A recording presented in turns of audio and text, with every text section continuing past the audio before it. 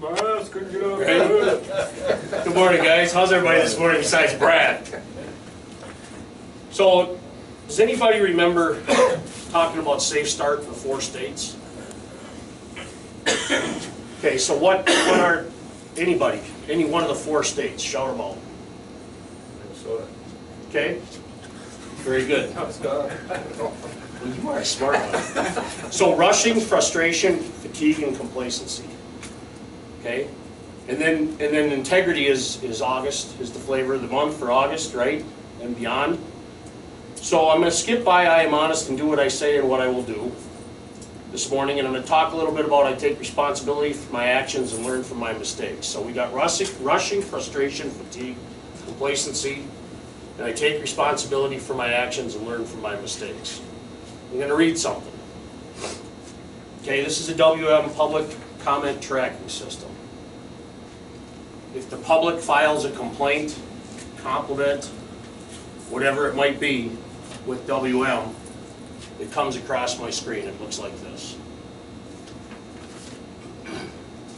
This particular one went to Eric.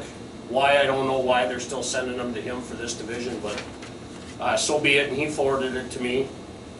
And it says, and this customer actually stopped down in person with their family as well. So I'm just going to read it. I don't want anybody to jump to any conclusions or anything. I'll read you what the complaint was.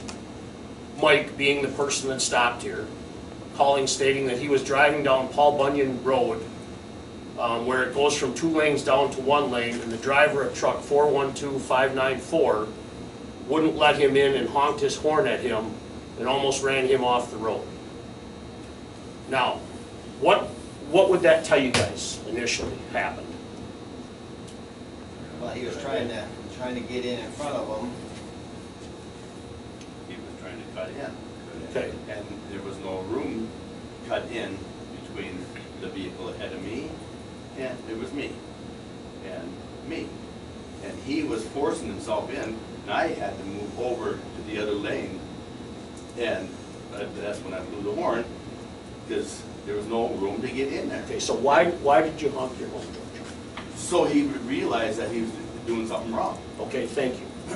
So that would say when let's go back to integrity. I am honest and do what I say I will do. Now, I hadn't spoken to George about this Friday at all. I'm hoping that we honked our horn to let him know that we were there, just as a warning. Right. This customer took it completely the other way, that we wouldn't let them in. When he came down here, his wife was actually shaken. There was a kid in the back seat of the van. Brian came in and got me, let me know that this customer wanted to talk to us. You know, he was agitated. He was a truck driver himself. Then he should have known better than to try to cut in front of the truck. Well, in this case, what else? And I appreciate, George, that you beeped the horn at him to let him know to heads up, okay? Yeah. And that's up to the customer's perception or the pedestrian's, citizens', you know, perception as to what we're doing. But I wanted to know if you did the right thing. That's purposely didn't talk to you about it Friday, to talk about it this morning. What else can we do in those situations, guys? What's another thing we could do, George? They're supposed to stop and let him go in, but then he went ahead, and there was plenty of room to go in there. But he tried to get right in front of me. Understand that, but we could stop and just sit still and back off, right? In any other situations, in many situations, I should say, what do we do? If traffic's heavy, or how do we adjust? We dropped 10. Okay, so in this case, you're virtually stopped. Yeah. We just sit tight and put our flashers on and wait, maybe? I mean, how many other ways could we handle that? Not that you handled it incorrectly, I'm not saying that, but what are some other ways we could handle it? View ahead, see what kind of predicament you can get yourself into. But that's kind of hard with this construction stuff going on. I mean, it happened to me yesterday. You get in that left lane and there's signs way back there, you know, and they'll come whipping up there and then whip right in front of you.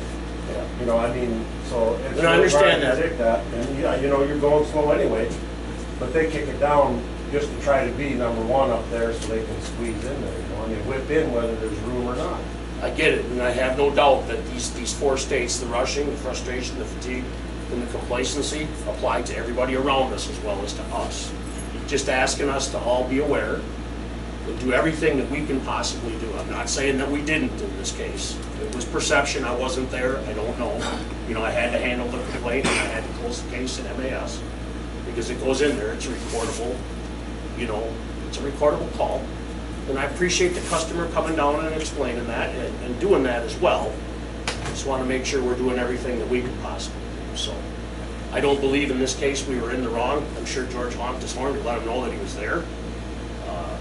He was agitated when he got here. I'm sure he was in a hurry. He said he had somewhere he had to be. You know, it appeared to me that he was in a big hurry. If he was in that much of a hurry, why didn't he come over here and waste his time? Well, He's working on it. See? that's fine, but what I want, what I'm looking for from us as professional drivers is what else can we do? And for us to be the bigger man, I guess. And what can we do in those situations? You're perfectly right, George. And you know, if it would have been me and him one-on-one, not at work, I might have said the same thing to the gentleman. You know, but you can't say that kind of stuff. It's all perception. All right, I just wanted to share that with everybody this morning. Good stuff. Let's have a great and safe day.